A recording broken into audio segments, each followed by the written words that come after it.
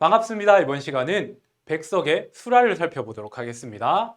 자, 제목이 수라입니다. 수라. 수라가 뭐죠? 여러분들 아수라장 혹은 아수라백작 이런 말 들어봤어요? 그러니까 수라, 정확하게 말하면 사전적 의미로 혼란스러운 어떠한 모습을 나타낸다 이렇게 생각하세요. 우리 쉽게 갑시다. 난장판이라고요. 시 제목이 난장판이니까 시 속의 내용은 뭐예요? 난장판이 일어난 모습이 나타나 있다라는 거죠. 자, 갈래 보겠습니다. 현대시, 자유시, 서정시 어떠한 정서를 떠올리게 만들어 놨다라는 것. 자, 성격 보면 서사적 되어 있죠. 서사가 뭐예요? 이야기요. 이 시가 뭔가 이야기하는 듯하다고요. 이야기처럼 쓰여져 있다고요. 자, 그 다음 주제 보시면 가족의 붕괴에 대한 안타까움과 슬픔 되어 있죠. 자, 그런데 가족의 붕괴, 이거 여러분들 고등학교 오면 문학 시간에 자주 사용되는 용어예요. 잠시만요. 이렇게 쓰여질 거거든요. 가족 공동체의 붕괴라고요. 가족 공동체가 무너졌다고요. 그럼 여기 가족 공동체가 뭘 뜻하는데요? 그러니까 아빠, 엄마, 자식, 뭐 할머니, 할아버지 이렇게 큰 가족을 의미하는 거예요. 그런데 그게 붕괴되는 건 문학적으로 어떻게 나타나느냐? 가족의 구성원 중에 한 사람이, 여러 사람이 떠나거나 아니면 죽어버리는 모습으로 문학에선 그려진다라는 것을 여러분들 반드시 기억하고 가셔야 됩니다. 그럼 이 시 속에서도 그러한 모습이 나타난다라는 것이고, 그에 대한 시적 화자의 정서가 안타까움과 슬픔이다라는 거죠. 그게 시 속에 나타났다라는 겁니다. 자, 그 다음 특징 보시면 시적 대상을 의인화하여 표현했다. 의인화가 뭐예요? 사람이 아닌 것을 사람인 것처럼 표현했다고요. 그 다음 두 번째, 화자의 반복된 행동을 통해 시상이 전개되고 시적 정서가 심화되었다. 그럼 이 시에서는 화자가 특정한 행동을 반복해요. 그 행동을 반복함으로써 시가 전개된다고요. 내용이 펼쳐지고 정서요. 시인의 어떠한 정서가 심화된다. 점점 뭐 고조된다. 감정이 쌓아진다. 이 정도로 이해하시면 됩니다. 자, 그러면 본문으로 한번 들어가 보겠습니다. 거미 새끼 하나, 방바닥에 날인 것을 나는 아무 생각 없이 문 밖으로 쓸어버린다. 차디찬 밤이다. 자, 1년의 내용입니다. 내용 자체는 어렵지 않죠. 뭐요? 개미 새끼가 방바닥에 이렇게 왔어요. 그런데 나가 어떻게 했어요? 쉭! 문 밖으로 쓸어버렸다라고요. 자, 그런데 거미 새끼 이 하나가 바로 시적 화자가 바라보는 시적 대상이 되겠고요. 그 다음 나는 뭐가 되죠? 시에서 말하는 사람 화자가 되고 문 밖으로 쓸어버린다는 뭐죠? 시적 화자의 대상에 대한 행위가 되는 거예요. 그런데 앞에서 봤죠? 개관에서 어떠한 행동이 반복됨으로써 정서가 고조된다고요. 즉 정서가 변화되는 모습이 나타날 거라고요. 자, 이 행위를 할 때 화자의 정서가 이렇게 나타난다고요. 아무 생각 없다라는 것을 용어를 조금만 바꿔볼게요. 무심함이라고요. 생각 없이 밖으로 거미를 쓸어버린 겁니다. 이때 차디찬 밤은 뭐예요? 배경이 되는 거예요. 뭐 차디찬이라고 했으니까 계절적 배경 되기도 하고요. 밤이라고 했으니까 시간적 배경이 되기도 하는 겁니다.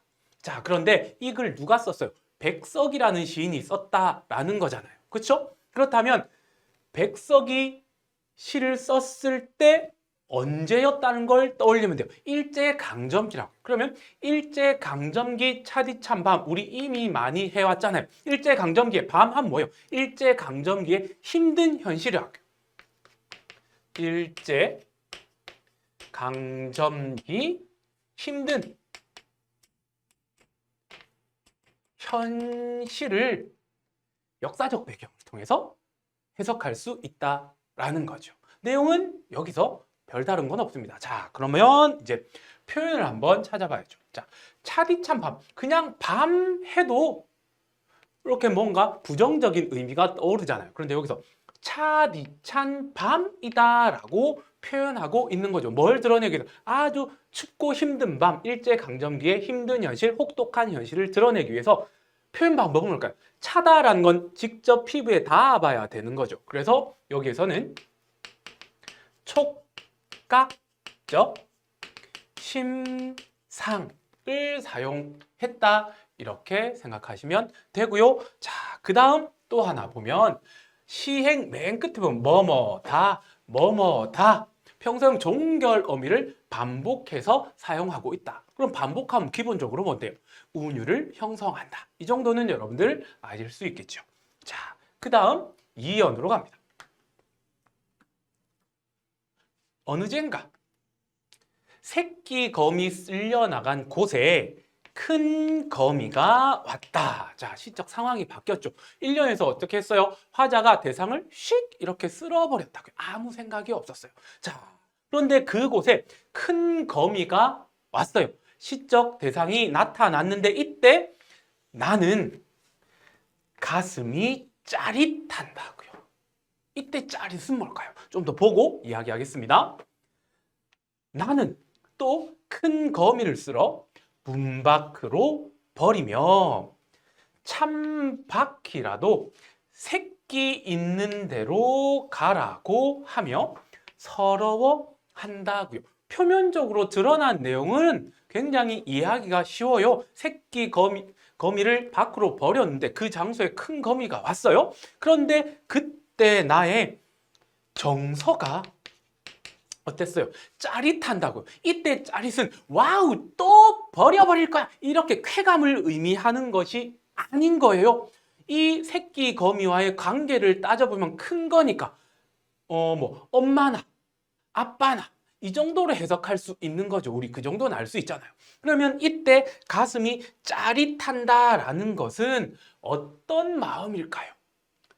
내가 네 새끼를 어떻게 했구나, 네 가족을 어떻게 했구나라고 해석할 수 있죠. 그러면 죄책감, 적어도 사람이라면 여러분들 죄책감 느껴야죠. 혹은 네 새끼 저기 가버렸는데 불쌍하다. 이런 마음은 들어야 되는 거죠. 이렇게 정서를 해석할 수 있다고요. 그래서 이런 정서를 가진 화자, 나가 이제 뭐 하고 있어요? 이런 행위를 하고 있어요. 문 밖으로 버린다고요. 행위가 동일하게 반복되고 있어요. 앞에 행위는 무관심, 무심함. 자, 이때 행위는요. 뭐였을까요? 추운 곳이지만, 찬 바퀴지만 새끼 있는 대로 가라는 의도와 목적을 가진 행동이라고요. 이런 행동을 하면서 쓸어버리는 거예요. 이때 시적 화자의 정서는 뭐라는 거예요? 서럽다라는 거죠. 되셨습니까? 자, 그러면 여기에서 우리 개관에서 봤죠. 행위 반복에 따른 시적 화자의 정서가 고조된다, 변화된다고요. 살펴보겠습니다. 정서 변화 이렇게 볼게요.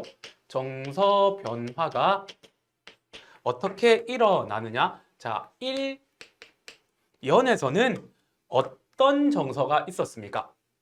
있는 그대로 써볼게요. 아무 생각 없이 이렇게요. 이거를 이제 풀어서 설명하시는 분들도 계실 거예요. 보통 무심함 이렇게 표현하실 겁니다. 자, 그런데 이연으로 갔을 때는 뭔가 조금 달라졌어요. 어떻게 달라졌죠? 가슴이 짜릿한다고. 짜릿한다. 그 다음에 또 하나 더 나왔어요. 어떻게 해요? 이렇게 버리면서 서러워한다고요. 이렇게 정서 변화가 나타나고 있습니다. 되셨습니까? 그 다음 이제 표현을 보면요. 자, 여기에서 또 참박이라도 내용은 뭐겠어요? 위험하고 힘든 뭐 이런 의미겠죠. 자, 뭐 힘든 곳이라도 라는 것인데 찬이라고 됐으니까 차디찬이랑 똑같겠죠. 촉각적 심상을 사용해서 나타내고 있다라는 겁니다. 되셨습니까? 그러면 그 다음에 또 살펴보면 여기서도 마찬가지 종결미 다, 다, 다 이렇게 반복되어 운율을 형성하고 있다라는 것. 그 다음 여기 보면 문 밖으로 쓸어버린다 행위, 문 밖으로 버린다. 동일한 행위가 반복되고 있다라는 것. 또 하나만요. 자, 여기서 보면 문장 구조. 나는 문 밖으로 버린다. 라는 문장이 1년과 2년을 통해서 계속해서 반복되고 있다라는 걸 여러분들 확인하실 수 있습니다. 자, 그러면 이거를 어떻게 표현할까요? 비슷한 문장 구조의 반복, 유사한 문장 구조의 반복을 통해서 일단 기본적으로 운율을 형성하고 있다. 그 다음에 특정한 의미를 강조하고 있겠죠. 자, 그 다음 이제 넘어갑니다. 이렇게 해서 아린 가슴이 싹기도 전이다. 자, 앞에 이제 내 어떠한 감정이 이렇게 확 올라왔잖아요. 미안하다, 막 불쌍하다 이런 감정이 올라왔는데 이게 안정되기도 전이다 정도로 이해하시면 됩니다. 자, 어디서 좁쌀만한 알에서 가재 깨인 듯한 다음 발이 채 서지도 못한 무척 적은 새끼 거미가 이번엔 큰 거미 없어진 곳으로 와서 아물거린다. 마지막 읽고 다 설명할게요. 이때 나는 가슴이 메이는 듯 하다 이렇게 되어 있습니다. 말이 조금 어려운 부분이 나왔어요. 자, 일단 내 마음이 진정되기도 전 써드릴게요. 진정되기도 전에 무슨 일이 벌어졌다라는 거예요. 자, 이 부분요. 자, 굉장히 단순화시켜서 이야기하면 이래요. 새끼 거미가요. 앞에 큰 거미 치워버렸잖아요. 그곳으로 새끼 거미가 와서 아물거린다고요. 또 나타났다고요. 버려버렸는데. 자, 그런데 이 새끼 거미를 꾸미는 말들이 이렇게 3번이나 관형절, 즉 수식하는 형태로 나타나고 있다고요. 자, 이 새끼 거미의 정보예요. 좁쌀만한 알에서 가재 깨인 듯한, 자, 가재는 금방 깨인 듯한 아주 작은 알에서 금방 깨인 듯한 모습. 그 다음 발이 채 서지도 못한, 새끼가 태어나면 제대로 뭐든 서지 못하죠. 그 모습이라고요. 그 다음 아주 무척 적은 새끼라고요. 즉 금방 태어난 새끼라는 거. 제가 새끼 하니까 좀 그런데 아주 어린 그 새끼 공동체에서 가장 어린 거미가 큰 거미 없어진 곳으로 와서 아물거린다고. 이건 뭘까요? 꿈틀꿈틀 이렇게 된다라는 거죠. 되셨습니까? 이거를 보고 화자는 가슴이 메이는 듯 하다고. 이때 메인다가 바로 뭐예요? 정서요. 가슴 메인다. 이건 뭘까요? 와우, 정말 미안하다. 이 정도요. 미안함. 왜요? 이 새끼 거미를 어떻게 생각했는데? 그 앞에 가족들의 막내라고 생각한 거예요. 저 어린 것이 지금 가족들을 찾아왔는데 그 앞에 이미 다 버려버렸거든요. 그러니까 미안해 이렇게 되는 거죠. 그 다음에 어이구 저거 어떻게 안타까움요. 이런 정서로 해석하시면 되는 거죠. 자, 그 다음 여기에서 표현 방법. 지금 새끼 거미를 수식하는 말들을 계속해서 중복시키면서 눈에 보이듯이 표현하고 있잖아요. 그래서 여기서부터 여기까지 새끼 거미의 모습을 시각적 이미지를 통해서 드러내고 있는 거죠. 그 다음 여기서도 시적 화자의 정서가 변화된 부분이 나타났죠. 자, 3년에서 자, 이렇게 내려온 정서가 이제는 가슴이 메이는 듯 하다고요. 메이는 듯 하다. 이렇게 변화됐습니다. 자, 그 다음에 이제는 뭐뭐다, 뭐뭐다, 뭐뭐다 반복되고 있다. 이렇게 보입니다. 자, 그 다음 계속 가겠습니다.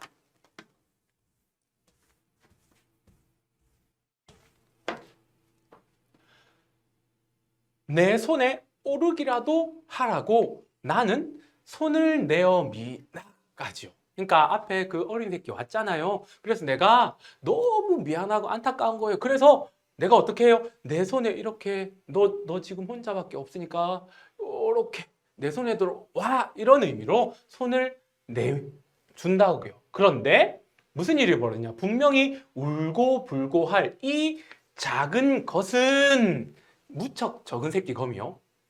나를 무서이 다뤄나 버리며 나를 서럽게 한다고요. 표면상으로는 어려운 내용 없어요. 그냥 손을 내어주는 거예요. 이리 와, 이리 와. 그런데 도망갔다고요. 이때 난 서러워요. 자, 그 다음 나는 이 작은 것을 고이 부드러운 종이에 받아 또 문 밖으로 버리며 지금까지 했던 행위가 또 나타났어요. 이것의 엄마와 누나와 형이 가까이 이것에 걱정을 하며 있다가 쉬 만나기나 했으면 좋으련만 하고 슬퍼한다고요. 자, 그러면 내용을 좀 더 구체적으로 살펴볼게요.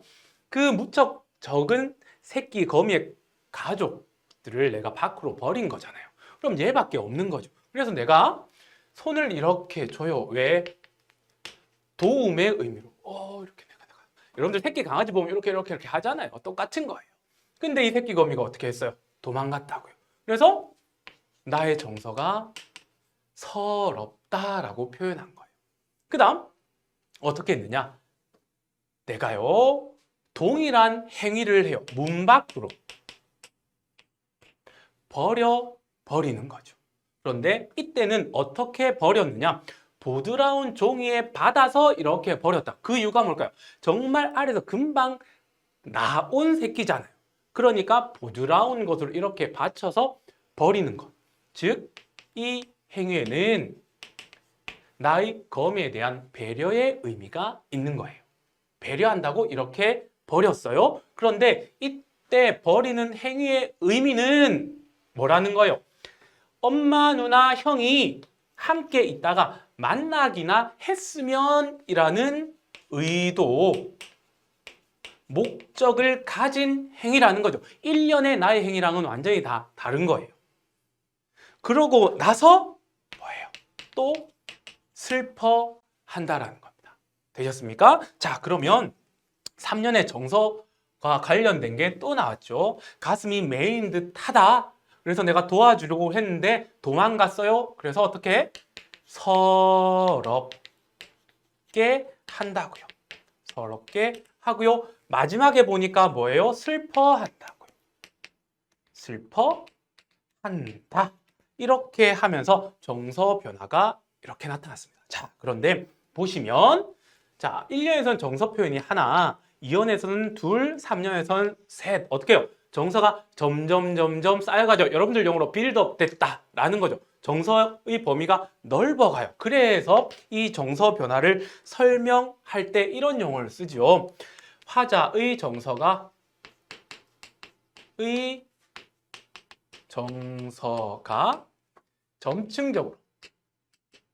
점층적으로 고조된다 혹은 심화된다. 점층이면 점점 쌓여간다. 1년에서 3년을 갈수록 감정이 쌓여져 가는 것이 보이는 거예요. 그리고 1년부터 3년까지 형태를 보시면 행수가 점점 길어진다고요. 그게 점층적으로 변화되고 있다는 걸 알려주기 위한 방법이 되는 겁니다.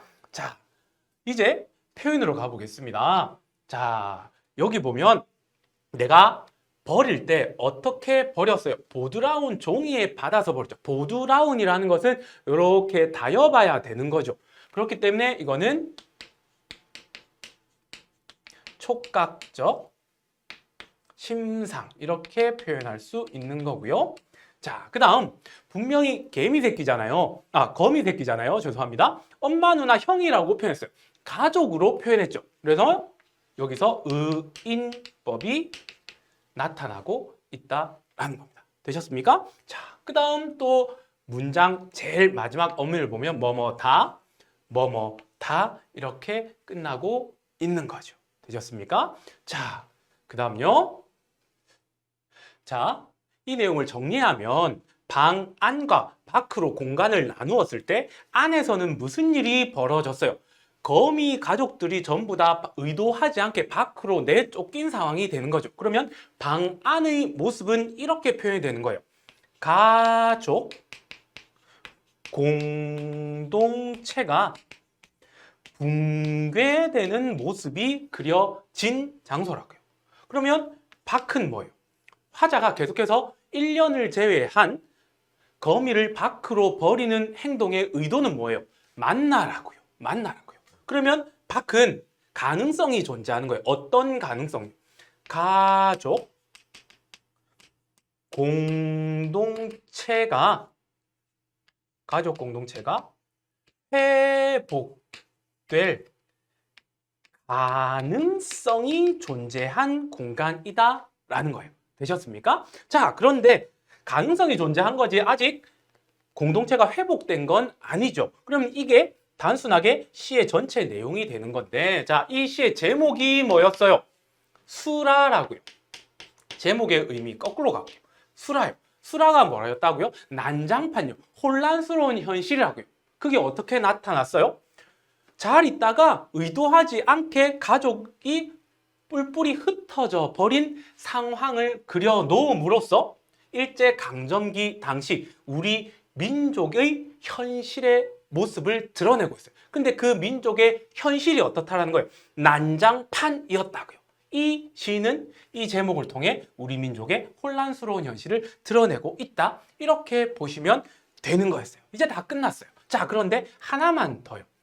자, 마지막으로 하나만 더 설명하자면, 자, 여기 보면 어느 젠가, 언젠가 이런 소리예요. 자, 그 다음 가재, 금방 이런 두 단어가 있죠. 얘네들의 공통점이 뭐냐면 방언이라고요. 방언. 특정 지역의 방언을 시 속에 사용하고 있다고요. 그러면 그 의도가 뭐냐라는 거죠. 왜 특정 지역의 방언을 문학 작품에 사용할까? 자, 여러분들 언어에는 어떤 특성이 있어요? 그 언어를 사용하는 사람들의 삶의 모습, 문화의 모습이 들어있죠. 시인도 그걸 노린 거예요. 특정 지역의 방언을 사용함으로써 이제 이런 용어를 쓰더라고요. 언어 공동체의 문화와 삶의 모습을 보여주고자 하는 의도가 깔려 있다. 이렇게 생각하시면 되겠습니다. 되셨습니까? 자, 지금까지 백석의 수라를 살폈습니다.